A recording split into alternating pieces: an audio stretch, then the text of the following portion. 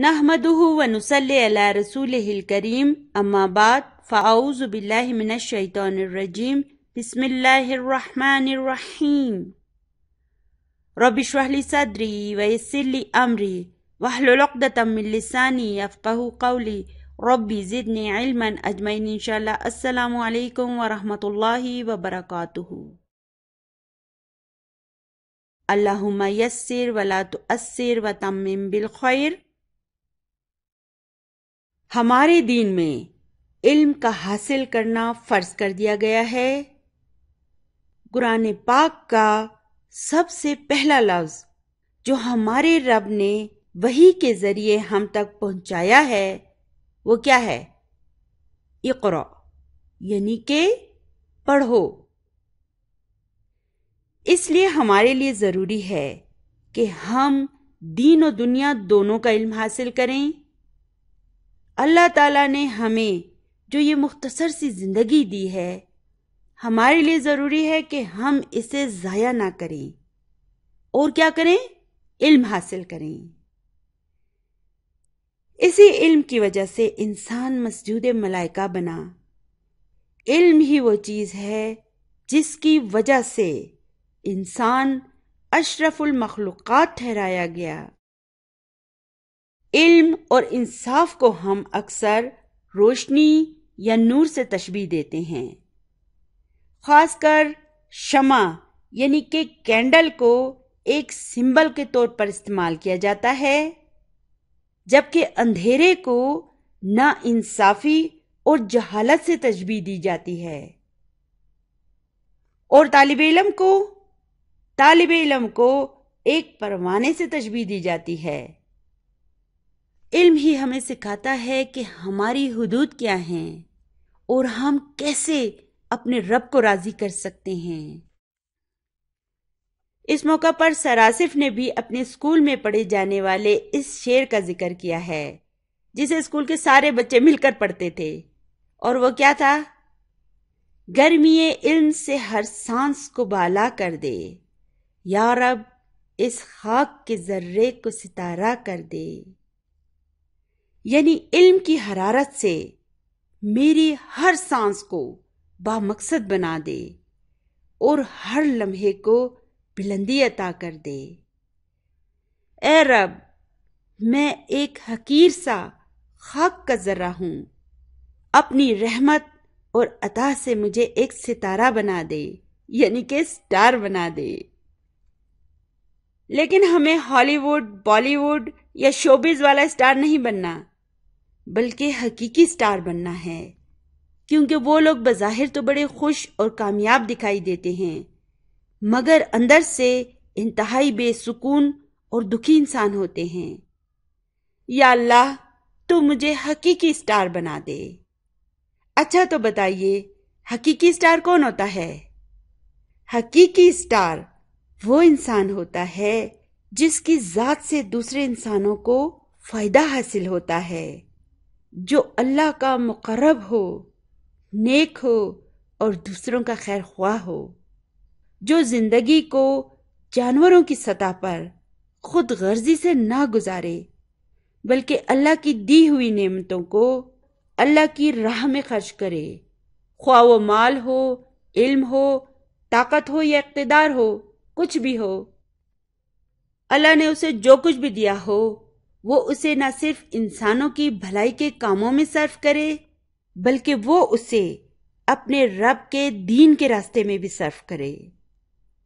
ایسا انسان ہی حقیقی سٹار ہوتا ہے جو نہ صرف لوگوں کی محبت کا حقدار بن جاتا ہے بلکہ اپنے رب کے مقرب بندوں میں بھی شامل ہو جاتا ہے۔ ربنا جعلنا منہم۔ تو دوسرا شعر ہے، علم ہو شمع تو میں شمع کا پروانہ بنوں، میرا استاد ہو ساقی تو میں پیمانہ بنوں۔ ساقی کسے کہتے ہیں؟ ساقی عربوں میں اس شخص کو کہتے ہیں جس کی ڈیوٹی ہوتی ہے کہ وہ پانی پلائے۔ پانی پلانے کی ڈیوٹی پر مامور شخص کو ساقی کہا جاتا ہے، اور پیمانہ اس گلاس یا برتن کو کہتے ہیں جس میں پانی پیا جاتا ہے۔ ٹھیک ہے نا؟ تو یہاں پر شاعر یہ کہہ رہا ہے کہ اگر میرا استاد ساقی ہے، یعنی کہ وہ علم کا خزانہ ہے، تو اے رب مجھے بھی اس قابل بنا کہ میں اس علم کو اپنے اندر جذب کروں۔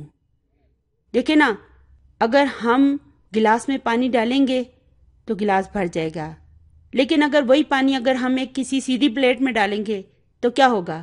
پانی تو گر جائے گا، ٹھیک ہے نا؟ تو علم کو حاصل کرنے کے لیے شاگرد کو بھی پیمانہ بننا پڑے گا، یعنی کہ شاگرد کو بھی بھرپور محنت کرنی پڑے گی۔ استاد خواہ کتنا بھی اچھا ہو، لیکن اگر شاگرد محنت کرنے والا نہیں ہوگا نا تو کوئی فائدہ نہیں ہوگا۔ شاگرد کو فائدہ صرف اسی صورت میں ہو سکتا ہے جبکہ وہ خود بھی کوشش کرے، محنت کرے۔ اگر وہ محنت نہیں کرے گا، کوشش نہیں کرے گا، ہمت نہیں کرے گا تو اسے کوئی فائدہ نہیں ہو سکتا۔ آپ دنیا کا بہترین استاد لا کے اپنے سامنے بٹھا دینا، اگر آپ محنت نہیں کریں گے نا تو آپ کو خاص فائدہ نہیں ہونے والا۔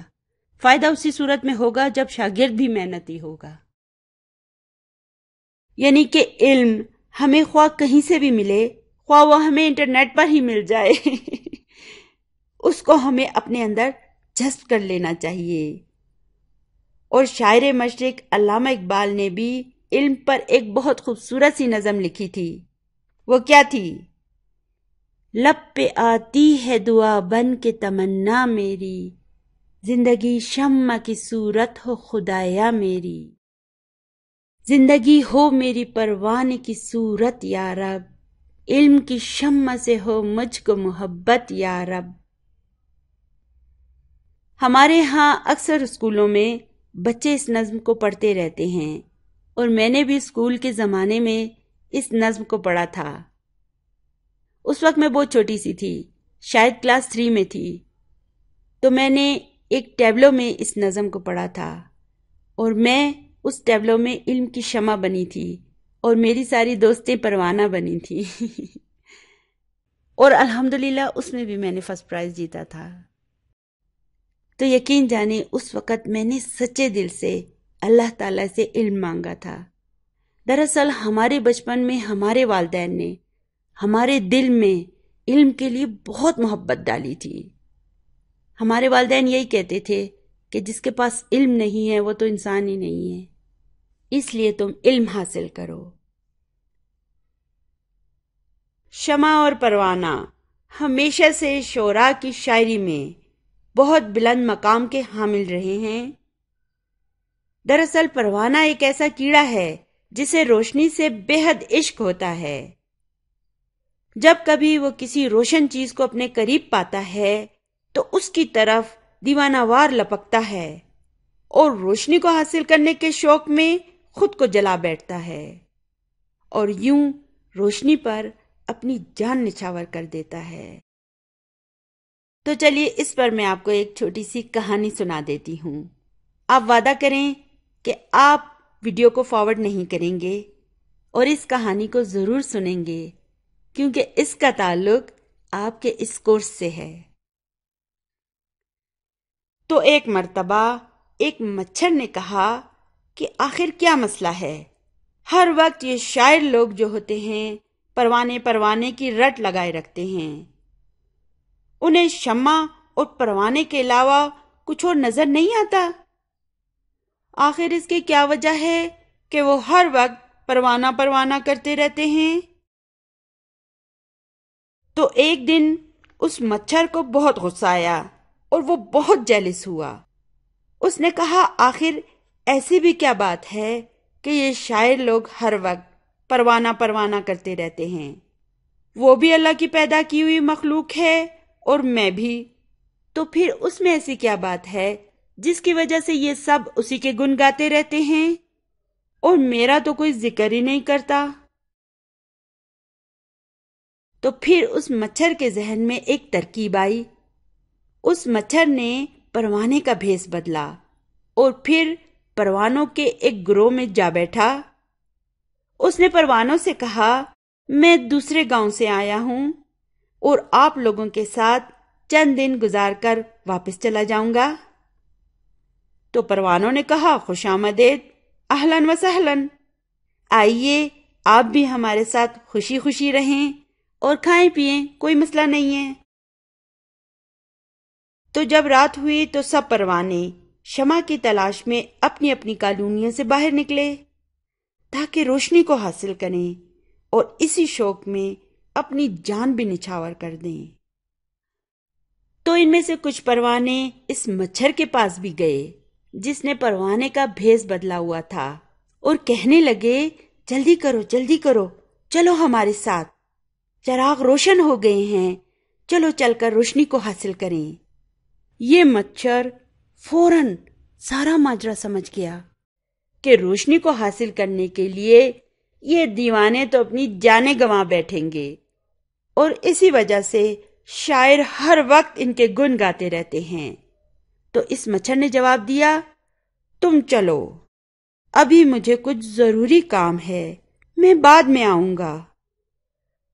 جب وہ پروانے چلے گئے تو یہ مچھر فوراً سے رفو چکر ہو گیا۔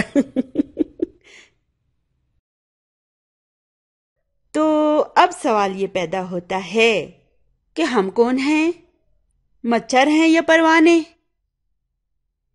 علم تو ہمارے سامنے موجود ہے۔ مچھر کیا کہتا ہے، میں کل آؤں گا، اپنا ہوم ورک کل کروں گا، ابھی بہت وقت پڑا ہے۔ یہ مشکل بہت ہے، اسے سمجھنا میرے لیے آسان نہیں۔ تو پھر پروانے کا کیا جواب ہوتا ہے؟ پروانہ کہتا ہے میں تو ابھی اور اسی وقت اپنا ہوم ورک کروں گا، چاہے اس کے لیے مجھے کتنی بھی تکلیف کیوں نہ اٹھانی پڑے۔ تو یہ ایک موٹیویشن سٹوری ہے جو سر آصف اپنے ہر بیچ کے اسٹوڈنٹ کو سناتے ہیں، اور مجھے بھی ان کی اس سٹوری نے بہت انسپائر کیا، اسی لیے میں نے سوچا کہ میں اسے آپ کے ساتھ بھی شیئر کر لوں۔ دراصل اس طرح کی جو کہانیاں ہوتی ہیں نا، یہ اپنے اندر بہت اہم سبق لیے ہوئے ہوتی ہیں۔ تو اب آپ خود فیصلہ کریں کہ آپ کو کیا بننا ہے، مچھر یا پروانہ؟ علم کو حاصل کرنے کے لیے ہر پریشانی، ہر مصیبت کو ہنسی خوشی برداشت کرنا ہے یا مچھر کی طرح ڈر کر بھاگ جانا ہے؟ دیکھیں، اگر اللہ تعالیٰ نے ہمیں اپنے اس بہترین کام کے لیے چن لیا ہے تو اب ہمارا بھی یہ فرض ہے کہ اب ہم اس کا حق ادا کریں، پوری محنت اور دیانتداری سے اسے صرف اور صرف اپنے رب کی رضا کو پانے کی خاطر سیکھیں اور پھر دوسروں تک پہنچائیں، اور ہمیشہ اپنے رب سے مدد مانگتے رہیں، انشاءاللہ انشاءاللہ۔ تو چلیے ابھی اپنے سبق پر آ جاتے ہیں۔ سوال نمبر 5 ہے تأمل الامثلۃ الآتیۃ، یعنی کہ جو درج ذیل مثالیں ہیں نا، ان پر غور کریں۔ تأمل کا مطلب ہوتا ہے پونڈر کرنا، غور کرنا۔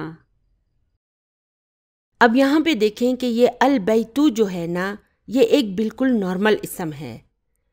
اس کی نارمل حالت میں یہ بیتن ہوتا ہے اور اس کے آخر میں دمہ کی تنوین آتی ہے۔ اس میں جب یہ ال آ جاتا ہے تو پھر تنوین ختم ہو جاتی ہے اور ایک دمہ رہ جاتی ہے، تو اس کا مطلب ہے کہ یہ ایک نارمل اسم ہے، ٹھیک ہے۔ اب یہاں پہ دیکھیں، اس سے پہلے حرف جر فی آ گیا۔ فی نے کیا کیا؟ البیتو کو البیتی میں تبدیل کر دیا، یعنی کہ اس کے آخر کی دمہ کو کسرہ میں تبدیل کر دیا، ٹھیک ہے۔ اب یہاں پہ من نے بھی یہی کیا اور الا نے بھی یہی کیا، یعنی کہ البیتو کو مجرور کر دیا۔ یہاں پہ ہو گیا من البیتی اور یہاں پہ ہو گیا الی البیتی، ٹھیک ہے۔ اب اس کے نیچے دیکھیں، یہاں پہ یہ لکھا ہوا ہے المستشفیٰ۔ اب اس کے آخر میں دیکھیں کوئی اعراب موجود نہیں ہے۔ اسی طرح فی المستشفیٰ کو دیکھیں، یہاں پہ بھی اس کے آخر میں کوئی اعراب موجود نہیں ہے۔ من المستشفیٰ، الی المستشفیٰ، یہاں پر بھی المستشفیٰ کے آخر میں کوئی اعرابی موجود نہیں ہے،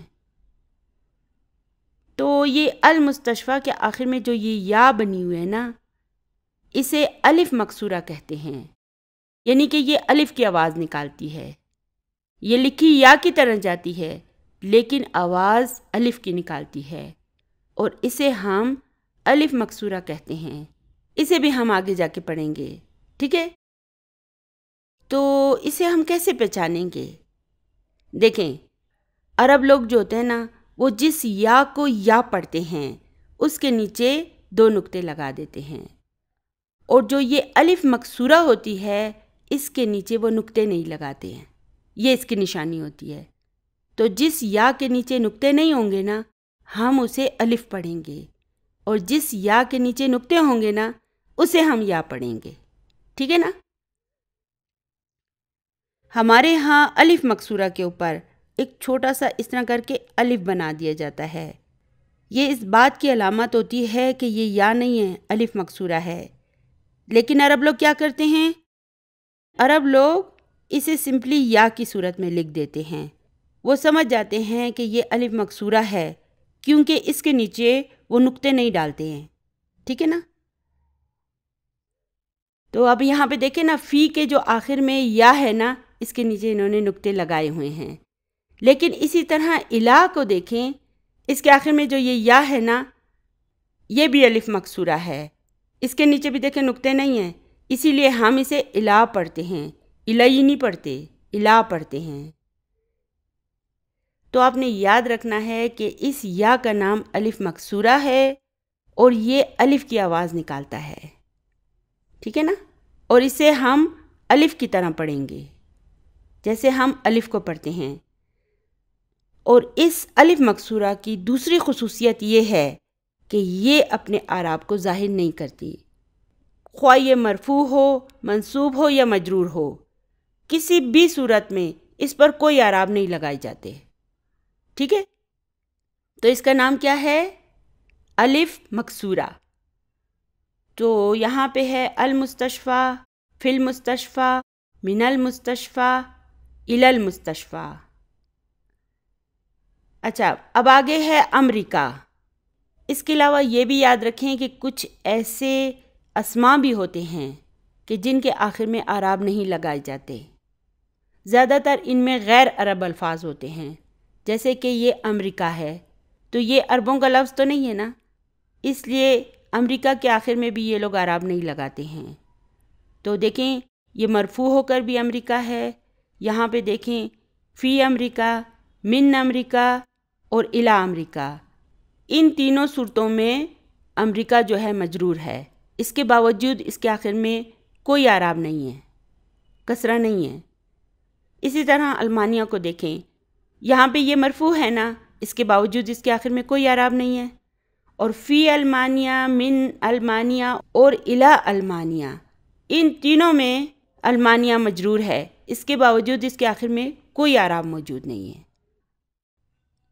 اب یہاں پہ دیکھیں کہ امریکہ اور المانیہ، ان دونوں میں بھی ال نہیں آیا، من امریکہ ہے، من الامریکہ نہیں ہے، من الالمانیہ نہیں ہے۔ اسی طرح سے ہم کینیڈا کو کناڈا کہتے ہیں، اور اگر وہ کینیڈا سے ہو تو ہم کیا کہیں گے؟ من کناڈا، اس میں بھی ال نہیں آئے گا۔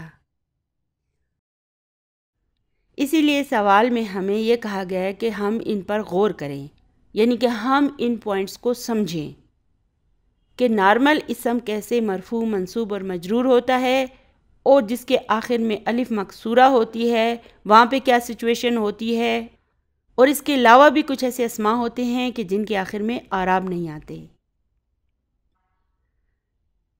اب اس سے آگے لکھا ہوا ہے اقرا واکتب۔ اب ہم نے اوپر جو الفاظ پڑھے ہیں نا، ان کی ہمیں جملوں میں پریکٹس کرائی جائے گی، اور ہمیں کہا ہے کہ انہیں پڑھیے اور لکھیے، ٹھیک ہے؟ تو پہلا جملہ ہے ھذا الطبیب من انکلترا۔ ھذا کیا ہے؟ مبتدا ہے، اور الطبیب کیا ہے؟ خبر نہیں ہے، بدل ہے، جی ہاں، یہ اس کا بدل ہے، اور من انقلترا جار مجرور شبہ جملہ خبر ہے، یعنی کہ یہ ڈاکٹر انگلینڈ سے ہے۔ اب یہاں پہ دیکھیں انقلترا کو استعمال کیا ہے، اس کے آخر میں کوئی اعراب نہیں ہے نا، یعنی کہ یہ ڈاکٹر انگلینڈ سے ہے۔ اس کے بعد ہے ذہب حامد الی فرنسا۔ کون سا جملہ ہے یہ؟ ذہبہ سے شروع ہو رہا ہے نا، اور ذہبہ ایک فعل ہے۔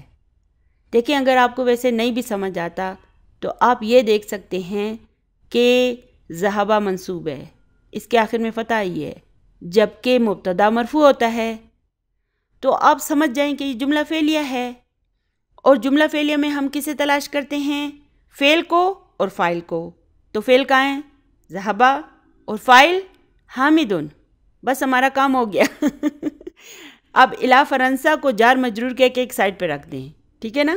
ہم کہیں گے ذہبہ فعل ہے، حامدن فاعل ہے، اور الی فرنسا جار مجرور، یعنی کہ حامد فرانس گیا۔ آگے ہے محمود مرید۔ یہاں پہ دیکھیں محمود کا جو یہ پہلا والا میم ہے نا، اس کے اوپر فتح لگا دیں۔ یہ ٹائپنگ میں ان سے غلطی ہوئی ہے، اس لیے اس دمہ کو فتح میں تبدیل کر دیں۔ تو یہاں پر محمود مبتدا ہے اور مرید اس کی خبر ہے، یعنی کہ محمود بیمار ہے۔ آگے ہے هو الآن فی المستشفى۔ اسے الگ الگ پڑھیں، ہوا الآن فی المستشفى، ملا کے پڑھیں هو الآن فی المستشفى۔ تو الآن جو ہے نا یہ ایک ظرف و زمانن ہے۔ کیوں؟ کیونکہ دیکھیں نا اس کے معنی ہیں ابھی، ناؤ، NOW ناؤ، تو یہ وقت کے لیے آتا ہے نا، یعنی کہ ہم کہتے ہیں نا کہ میں ابھی کھانا کھا رہی ہوں، میں ابھی اپنا سبق یاد کر رہی ہوں، میں ابھی بازار جا رہی ہوں، تو ابھی کا لفظ جو ہے وہ وقت کے لیے آتا ہے نا، ابھی، کل، پرسوں، صبح، شام، تو یہ سارے الفاظ جو ہے نا یہ وقت کے لیے آتے ہیں۔ یہی وجہ ہے کہ یہ سب عربی زبان میں ظرف و زمانن ہیں۔ تو یہاں پہ ہوا مبتدا ہے اور الآن ظرف ہے، اور فی المستشفیٰ کو دیکھیں یہ جار مجرور شبہ جملہ خبر ہے، ٹھیک ہے؟ الآن خبر نہیں ہے، یہاں پہ فی المستشفیٰ خبر ہے، یعنی کہ وہ ابھی ہسپتال میں ہے، ہاسپٹل میں ہے۔ پھر ہے ذهب عبد اللہ من المانیہ الی انقلترا۔ یہ کون سا جملہ ہے؟ جی ہاں، یہ بھی جملہ فعلیہ ہے۔ جملہ فعلیہ میں ہم کسے ڈھونڈیں گے؟ فعل اور فاعل کو۔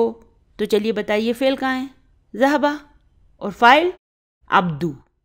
بس عبداللہ ہی نہیں ہے، صرف عبدو فاعل ہے، کیونکہ فاعل مرفوع ہوتا ہے اور یہاں پہ صرف عبدو مرفوع ہے، تو ہم یوں کہیں گے کہ ذہبہ فعل ہے اور عبدو اس کا فاعل ہے، وہو مضاف، اور اللہ مضاف الیہ ہے، اور من المانیہ جار مجرور، الی انقلترا جار مجرور، ان دونوں کو ایک سائڈ پہ کر دیں، ٹھیک ہے؟ ہمیں جو مطلب رکھنا ہے نا وہ فعل اور فاعل سے رکھنا ہے، باقی چیزیں سب متعلق کہلاتی ہیں، انہیں سائڈ پہ ہم کر دیں گے، ان کا صرف ہم ترجمہ کریں گے۔ تو اس کے معنی ہوں گے عبداللہ جرمنی سے انگلینڈ گیا، عبداللہ جرمنی سے انگلینڈ گیا، سمجھ آیا نا؟ آگے ہے ھذا الکتاب لعیسیٰ۔ ھذا مبتدا ہے اور الکتاب بدل ہے، جی ہاں بدل ہے، اور لیسا جار و مجرور شبہ جملہ خبر ہے، یعنی کہ یہ کتاب عیسیٰ کی ہے، وذالک الکتاب لموسیٰ، اور وہ کتاب موسیٰ کی ہے۔ یہاں پر وا حرف عطف ہے، ذالک مبتدا ہے اور الکتاب اس کا بدل ہے، اور لموسیٰ جار و مجرور شبہ جملہ خبر ہے۔ اب یہاں پہ دیکھیں عیسیٰ کے آخر میں بھی الف مکسورہ آ رہی ہے اور موسیٰ کے آخر میں بھی الف مکسورہ ہے، دیکھیں نا، ہم اسے الف پڑھ رہے ہیں نا، میں کہتی ہوں عیسا، اگر میں اسے یا پڑھوں گی تو میں کہوں گی عیسائی، نہیں بولتے نا ہم ایسے، ہم کہتے ہیں عیسا، تو یہ الف مکسورہ ہے۔ اسی طرح موسیٰ کو دیکھیں، اس کے آخر میں بھی الف مکسورہ ہے، یعنی کہ یہ کتاب عیسیٰ کی ہے اور وہ کتاب موسیٰ کی ہے۔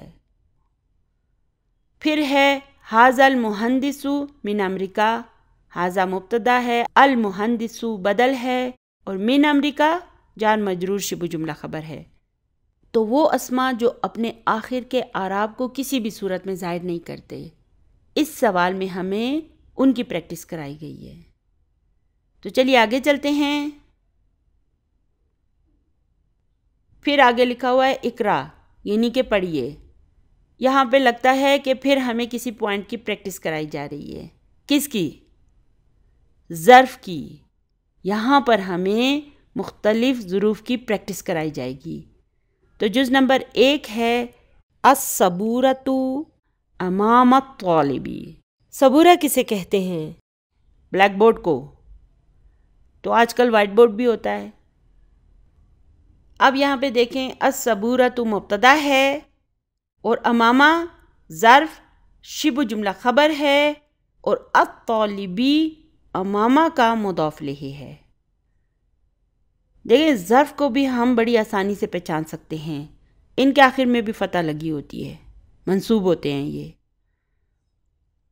تو ہمیں پتہ ہے کہ کچھ ظرف ایسے ہوتے ہیں جو کہ مضاف کی طرح سے اپنے بعد آنے والے اسم پر اثر انداز ہوتے ہیں، یعنی کہ ان کے بعد جو اسم آتا ہے نا اسے وہ مجرور کر دیتے ہیں۔ تو یہی وجہ ہے کہ الطالبی مجرور ہے۔ تو الصبورۃ مبتدا ہے، امامہ ظرف شبہ جملہ خبر ہے، اور الطالبی اس کا مضاف الیہ ہے، یعنی کہ بلیک بورڈ طالب علم کے سامنے ہے۔ وَهِيَ خَلْفَ الْمُدَرِّسِ، اب یہاں پہ اس ہیا کو دیکھیں، یہ کس کے لیے آئی ہے؟ یہ الصبورہ کے لیے آئی ہے۔ الصبورہ کو دیکھیں، اس کے آخر میں گولتا ہے نا، یعنی کہ یہ مؤنث ہے، اس لیے اس کے لیے پھر یہ ہیا کی ضمیر استعمال کی گئی ہے۔ وا حرف عطف ہے، ہیا مبتدا ہے، اور خلفہ ظرف شبہ جملہ خبر ہے، اور المدرسی اس خلفہ کا مضاف الیہ ہے۔ خلفہ نے المدرسو کو المدرسی میں تبدیل کر دیا، یعنی کہ اور وہ استاد کے پیچھے ہے۔ نیچرلی اگر آپ کلاس روم میں جائیں نا، تو جب استاد اپنی کرسی پر بیٹھا ہوتا ہے تو بلیک بورڈ اس کے پیچھے ہوتا ہے اور اسٹوڈنٹس کے سامنے ہوتا ہے، یہی سچویشن ہوتی ہے۔ تو جز نمبر 2 ہے این سیارۃ المدرسی۔ سوالیہ جملہ صرف ترجمہ کریں، استاد کی گاڑی کہاں ہے؟ جواب ہے ہیا امام المدرستی۔ ہیا مبتدا ہے، امامہ ظرف شبہ جملہ خبر ہے، اور المدرستی اس کا مضاف الیہ ہے، یعنی کہ وہ اسکول کے سامنے ہے۔ جز نمبر 3 ہے اینا بیت الامامی۔ اب دیکھیں امامہ اور امامی میں فرق ہے، اسے آپ دیکھ لیں غور سے۔ امام ایک اسم ہے اور امامہ ایک ظرف ہے، ٹھیک ہے؟ دیکھیں اس کے آخر میں کسرہ ہے نا، ادھر ہی سے پہچان لیں، اور اس میں دیکھیں ال بھی آ چکا ہے، یعنی کہ امام کا گھر کہاں ہے؟ بیت الامامی خلف المسجدی۔ بیت مبتدا ہے، اور کیا ہے؟ جی ہاں، اس میں نال لینا تنوین ہے، مضاف بھی ہے یہ، تو بیت مبتدا ہے وہو مضاف، اور الامامی مضاف الیہ ہے۔ اور پھر یہاں پہ یہ خلفہ کو دیکھیں، یہ ظرف شبہ جملہ خبر ہے، اور المسجدی اس خلفہ کا مضاف الیہ ہے، یعنی کہ امام کا گھر مسجد کے پیچھے ہے۔ جز نمبر 4 ہے اینا جلس حامد، یعنی کہ حامد کہاں بیٹھا ہے؟ جواب ہے جلسہ خلف محمود۔ کون سا جملہ ہے؟ جی ہاں، جملہ فعلیہ ہے۔ جلسہ کوئی دے کے آپ پہچان جائیں، جلسہ کے آخر میں فتح لگی ہوئی ہے، اس لیے آپ سمجھ جائیں کہ یہ جملہ فعلیہ ہے، جلسہ فعل ہے۔ اچھا اب مجھے بتائیں کہ فاعل کہاں ہے؟ جملہ فعلیہ میں تو ہم نے فعل اور فاعل کو تلاش کرنا ہوتا ہے نا، تو فاعل کہاں ہے؟ نہیں، محمود نہیں ہے، کیونکہ محمود کو دیکھیں یہ مجرور ہے، یہ ہو ہی نہیں سکتا۔ فاعل مرفوع ہوتا ہے اور کوئی مرفوع اسم موجود نہیں ہے جملے میں، اس لیے ہم کہیں گے کہ فاعل مستتر ہے، ٹھیک ہے؟ اور خلفہ کیا ہے؟ یہ ایک ظرف ہے اور محمودین اس کا مضاف الیہ ہے، انہیں سائڈ پہ کر دیں۔ ہمارا مطلب فعل اور فاعل سے تھا، تو جلسہ فعل ہے اور فاعل مستتر ہے، ٹھیک؟ یعنی کہ وہ محمود کے پیچھے بیٹھا ہے۔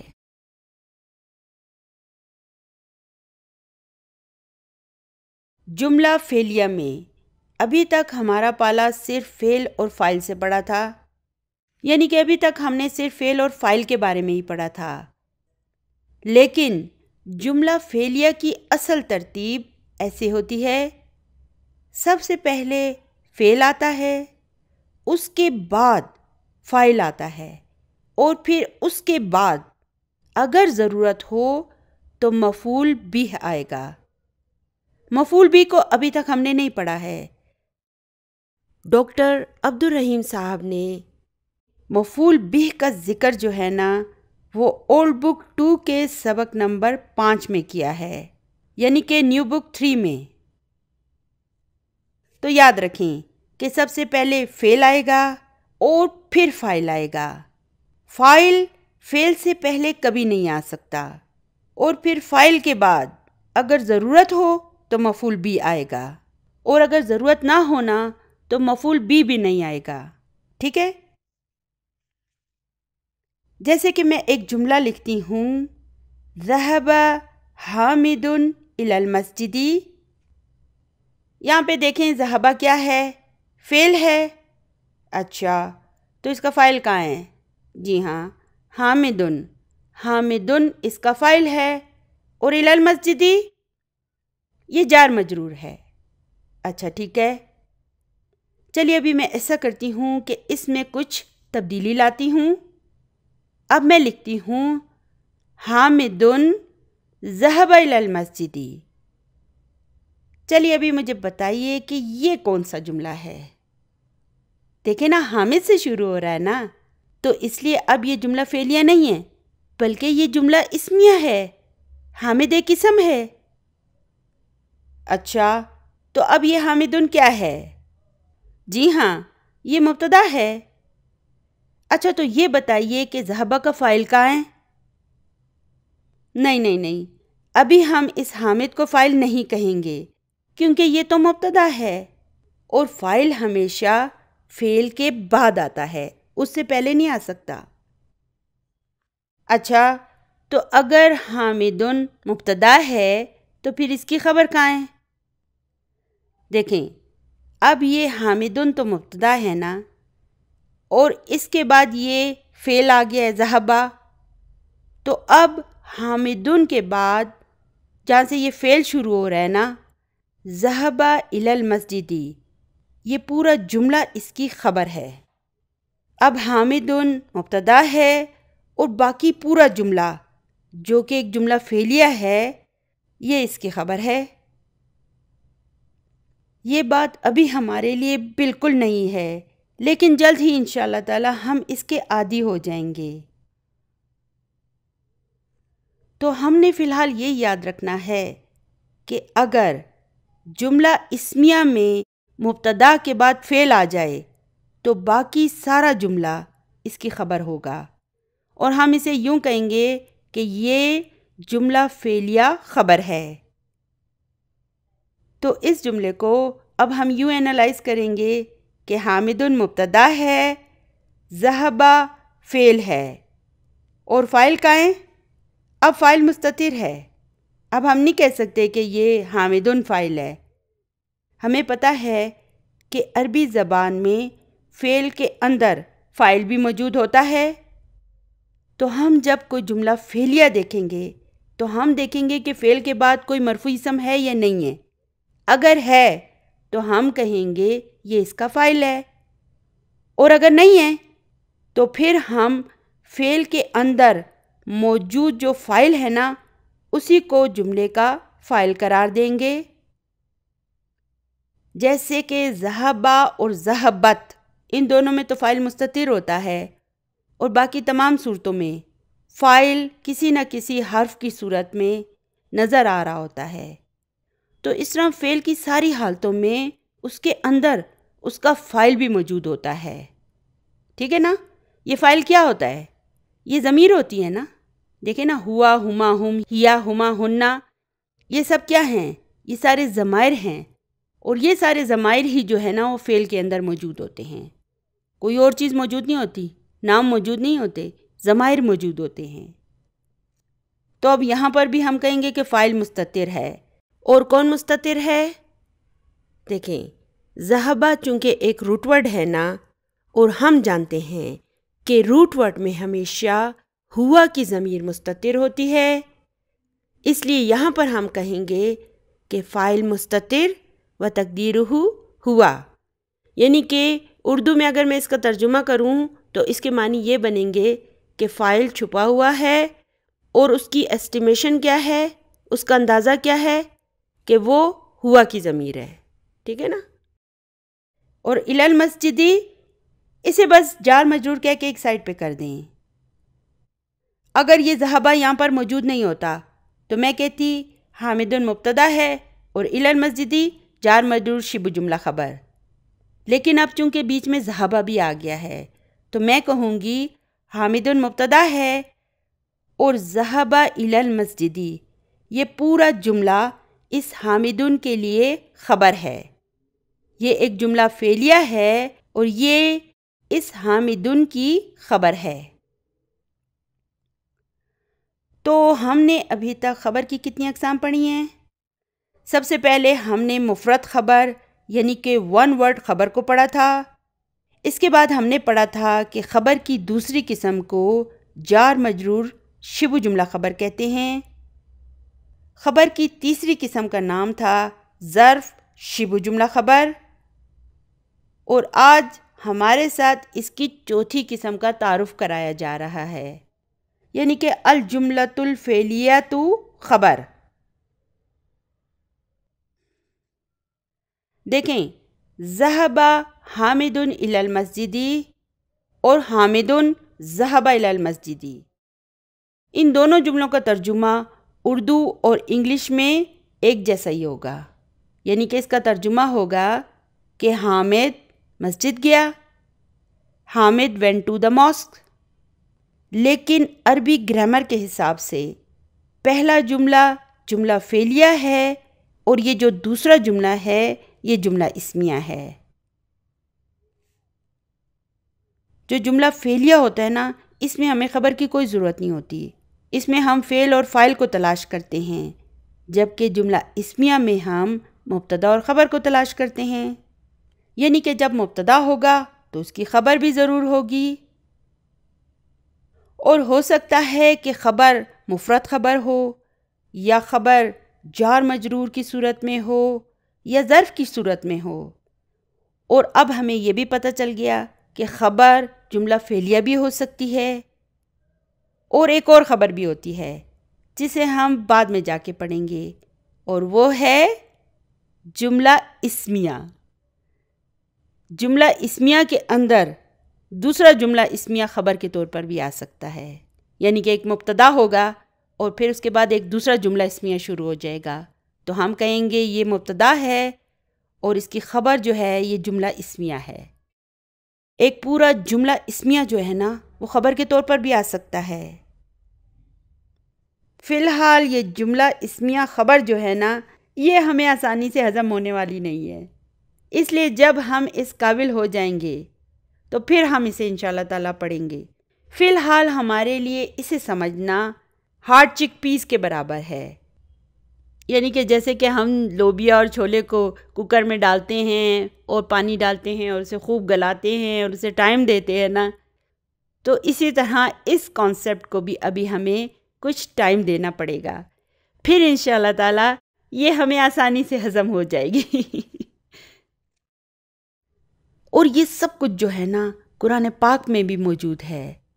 دراصل اس کورس کو اس طرح سے ڈیزائن کیا گیا ہے کہ اسے مکمل کر کے ہم قرآن پاک کی زبان کو سمجھنے کے قابل ہو جائیں گے، اور آہستہ آہستہ آپ اسے کسی حد تک بولنے بھی لگیں گے۔ لیکن ہمارا اصل مقصد اس کی زبان سیکھنا نہیں ہے، بلکہ قرآن پاک کو سمجھنا ہے۔ تو جملہ فعلیہ کی ترتیب ہمیشہ اس طرح ہوگی کہ پہلے فعل آئے گا، پھر فاعل آئے گا، اور پھر اگر جملے میں مفعول بھی کی ضرورت ہونا تو پھر وہ تیسرے نمبر پر آئے گا۔ یعنی کہ اس کی بھی ایک خاص ترتیب ہوتی ہے۔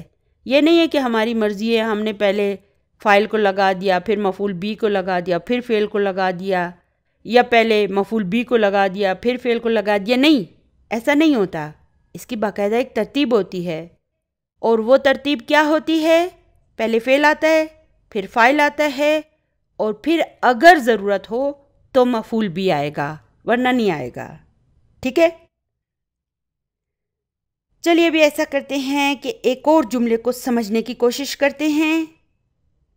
ذہبت آمنۃ الی المدرسۃ۔ اچھا، اب یہاں پر ذہبہ فعل ہے۔ اچھا، تو فاعل کہاں ہے؟ جی نہیں، تاء تانیثی فاعل کبھی نہیں ہو سکتا۔ میں نے آپ کو بتایا تھا کہ اسے ہم صرف تاء تانیثی کہیں گے، فاعل کبھی نہیں کہیں گے۔ اگر آپ نے اسے فاعل کہہ دیا نا تو ہو سکتا ہے مجھے ہارٹ اٹیک آ جائے، میرا دل بہت کمزور ہے۔ آپ نے اسے کبھی بھی فاعل نہیں کہنا۔ دوبارہ میں کہتی ہوں، اپنے دماغ میں اچھی طرح بٹھا لیں، تاء تانیثی کبھی کبھی کبھی فاعل نہیں ہو سکتی، یہ صرف تاء تانیثی ہوتی ہے۔ اور کیوں نہیں ہوتی ہے؟ کیونکہ تاء تانیثی ہمیں صرف یہ بتاتی ہے کہ یہ فعل کسی مؤنث نے کیا ہے، لیکن اس کی صحیح تعداد ہمیں نہیں بتاتی ہے۔ فاعل سے ہمیں اس کا جینڈر بھی پتہ چلتا ہے اور اس کی تعداد بھی پتہ چلتی ہے، اور تاء تانیثی ہمیں اس کی تعداد نہیں بتا سکتی، اس لیے ہم کہیں گے کہ یہ تاء تانیثی ہے بس۔ اور پھر دیکھیں اس کے بعد آمنۃ آیا ہے، یہ کیا ہے؟ دیکھیں نا، یہ مرفوع ہے نا، اس لیے ہم یہ کہیں گے کہ یہ فاعل ہے، اور الی المدرسۃ جار مجرور بس۔ اچھا، اب میں کہتی ہوں آمنۃ ذہبت الی المدرسۃ، تو یہ کون سا جملہ ہے؟ جی ہاں، اب یہ جملہ اسمیہ ہے۔ اچھا، اگر یہ جملہ اسمیہ ہے تو اس کا مبتدا کہاں ہے؟ جی ہاں، یہ آمنۃ اس کا مبتدا ہے۔ اچھا، تو پھر اس کی خبر کہاں ہے؟ دیکھیں، یہ ذہبت الی المدرسۃ، یہ پورا جملہ فعلیہ جو ہے نا، یہی اس کی خبر ہے۔ اور اس کی تشریح ہم اس طرح کریں گے کہ ہم کہیں گے آمنۃ مبتدا ہے، ذہبہ فعل ہے، اور یہ تا جو ہے یہ تاء تانیثی ہے۔ اچھا، تو پھر فاعل کدھر ہے؟ اب یہاں پر ہم کہیں گے کہ فاعل مستتر ہے، اور ذہبت میں کون مستتر ہوتا ہے؟ جی ہاں، ہیا کی ضمیر جو ہے نا، اس میں مستتر ہوتی ہے۔ یعنی کہ ہم یوں کہیں گے کہ فاعل مستتر و تقدیرہ ہیا، اور اب ہم یہ کہیں گے کہ یہ ہیا کی ضمیر جو ہے نا، یہ آمنۃ کی طرف لوٹ کر جاتی ہے۔ ٹھیک ہے نا؟ یہ ہیا کون ہے؟ یہ دراصل یہ آمنہ ہے۔ تو اصولاً اس کا ترجمہ یوں ہونا چاہیے کہ آمنہ وہ اسکول گئی ہے۔ ٹھیک ہے نا؟ اس کا صحیح ترجمہ یہ بنتا ہے۔ اب ہم یہ تو نہیں کہہ سکتے کہ آمنۃ ذہبت آمنۃ الی المدرسۃ، تو آمنہ آمنہ کی تکرار ہم نہیں کریں گے۔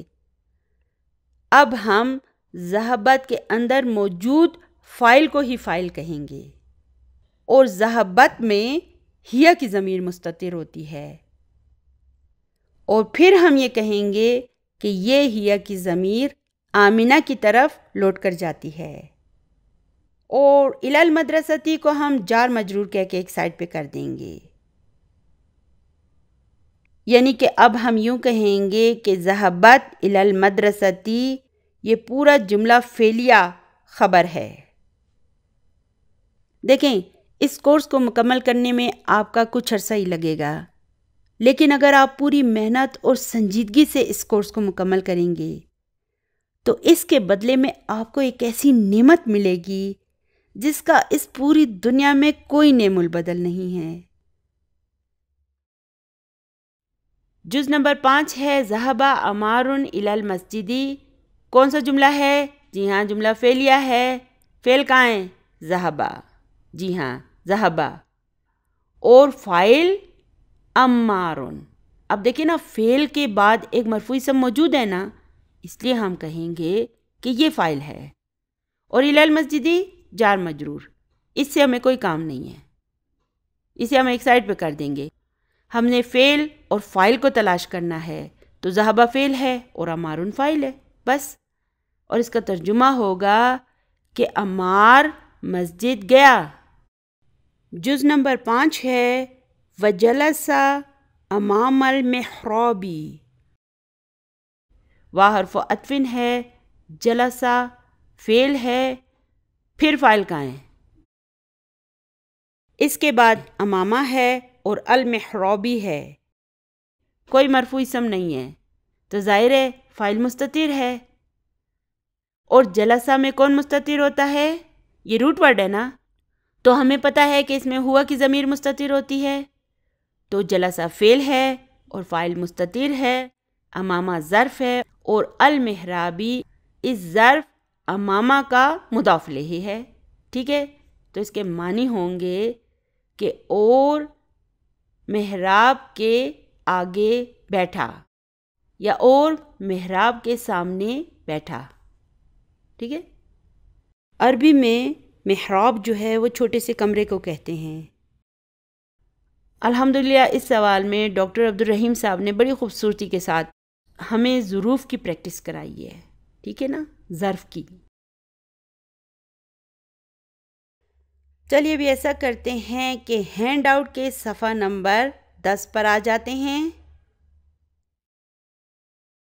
ابھی تک ہم نے جو ضمائر پڑھے تھے وہ کون کون سے تھے؟ چلیے میرے ساتھ ایک مرتبہ انہیں دہرا لیں۔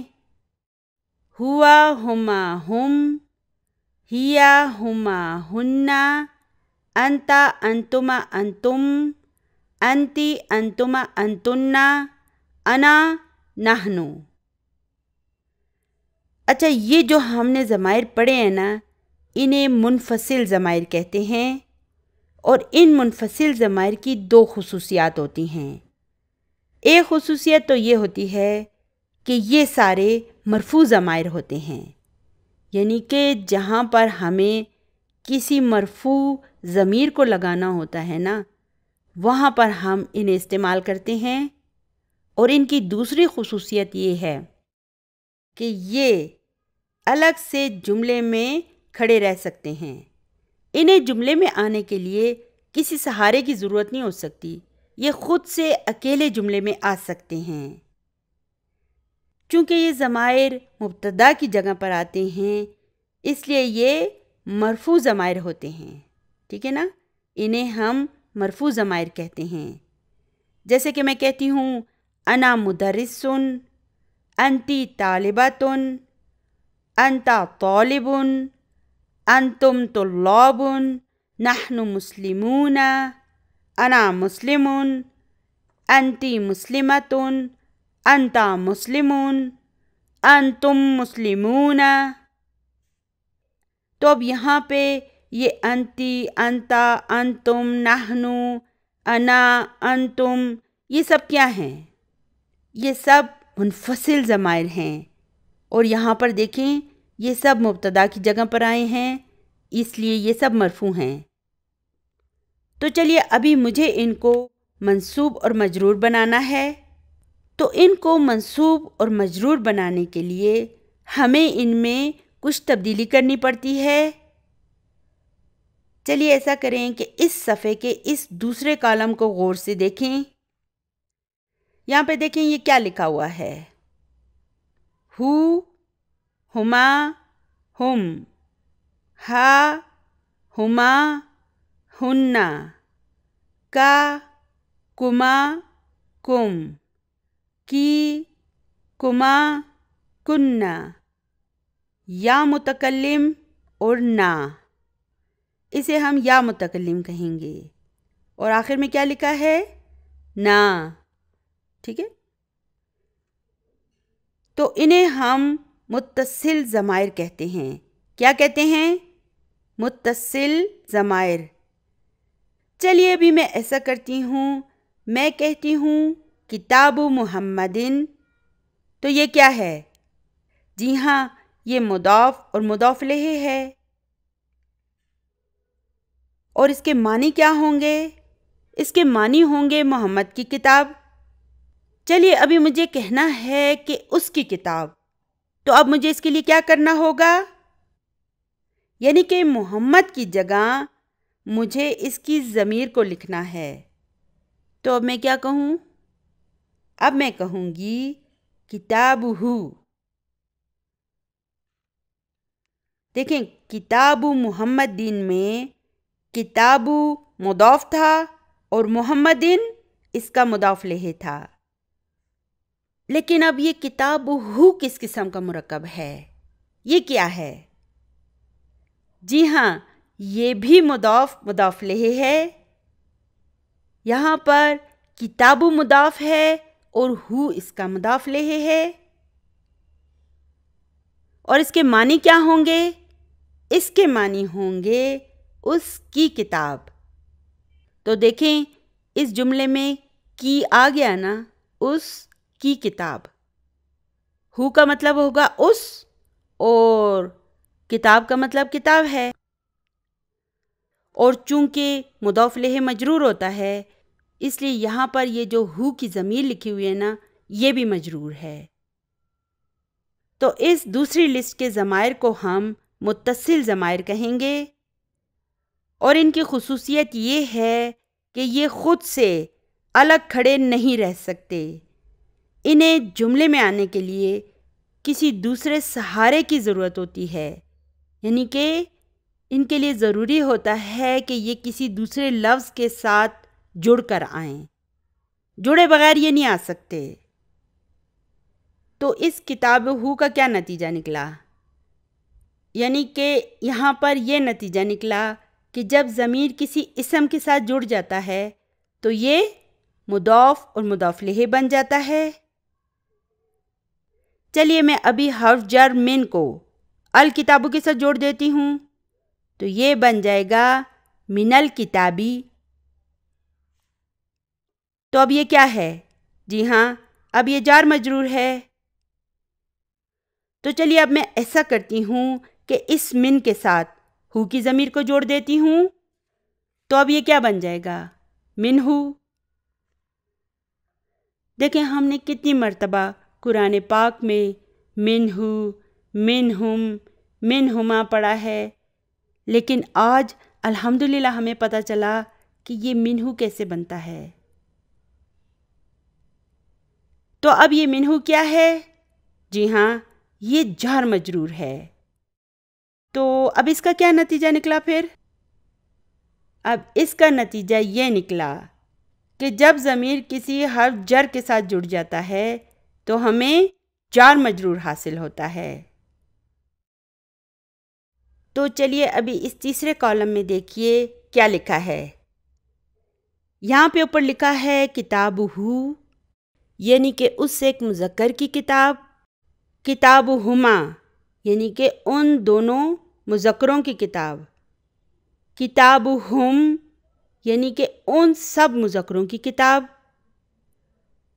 کتابہا یعنی کہ اس ایک مؤنث کی کتاب، کتابہما یعنی کہ ان دو مؤنثوں کی کتاب، کتابہن یعنی کہ ان سب مؤنثوں کی کتاب، کتابکا یعنی کہ تم ایک مذکر کی کتاب، کتابکما یعنی تم دو مذکروں کی کتاب، کتابکم یعنی تم سب مذکروں کی کتاب، کتابکی یعنی کہ تم ایک مؤنث کی کتاب، کتابکما یعنی کہ تم دونوں مؤنثوں کی کتاب، اور کتابکنہ یعنی کہ تم سب مؤنثوں کی کتاب۔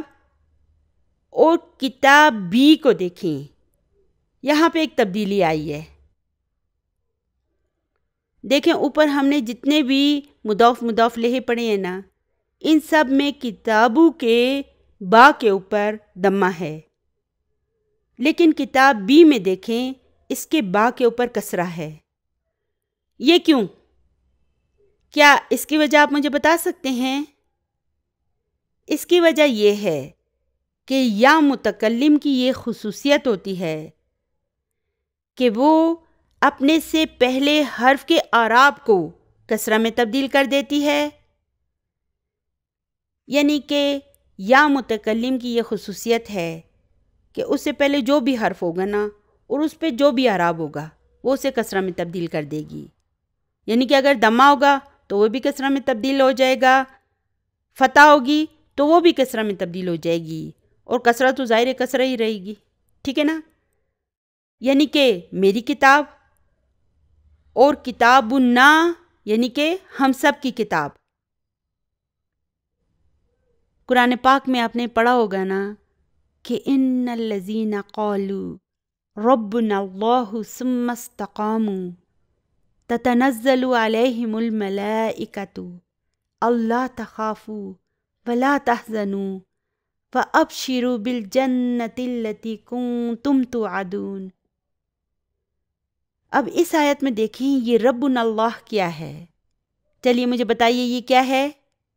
جی ہاں، یہ ایک جملہ اسمیہ ہے۔ اس میں ربو جو ہے یہ مبتدا ہے، اور کیا ہے؟ جی ہاں، وہو مضاف، اور یہ نا جو ہے نا یہ اس کا مضاف الیہ ہے، اور اللہ جو ہے یہ اس کی خبر ہے۔ تو الحمدللہ آج ہمیں پتہ چلا کہ یہ ربنا کیا ہے۔ جی ہاں، یہ مضاف الیہ ہے۔ اسی طرح انشاءاللہ تعالی ہم ایک ایک کر کے یہ سیڑھیاں چڑھتے جائیں گے، اور ایک دن ایسا آئے گا کہ انشاءاللہ تعالی ہم پورے قرآن پاک کو سمجھ کر پڑھ سکیں گے۔ لیکن میری نصیحت تو آپ کو یاد ہے نا کہ ہمیں مچھر نہیں بننا ہمیں مچھر بن کر بھاگنا نہیں ہے، بلکہ ہمیں پروانے کی طرح ہر قربانی دینے کے لیے خود کو تیار رکھنا ہے۔ اور میرے خیال میں یہ کچھ اتنا مشکل کام بھی نہیں ہے۔ جہاں ہم سارا دن یہ فلمیں، ڈرامے، میوزک، انٹرٹینمنٹ، فیس بک، یوٹیوب اور گپ شپ وغیرہ میں لگے رہتے ہیں، وہاں ہمارا یہ بھی تو فرض ہے کہ ہم کچھ ٹائم اللہ تعالیٰ کی اس کتاب کے لیے نکالیں، تاکہ روز قیامت یہ قرآن پاک ہمارا شافی بن جائے۔ تو آج کا ہمارا سبق بس یہیں تک تھا، دعاؤں میں یاد رکھیے گا۔ ربنا لا تزغ قلوبنا بعد اذ ہدیتنا وہب لنا من لدنک رحمہ انک انت الوہاب۔ سبحان ربک رب العزت عما یصفون وسلام علی المرسلین والحمد للہ رب العالمین۔ جزاکم اللہ خیرا کثیرا۔ السلام علیکم ورحمۃ اللہ وبرکاتہ۔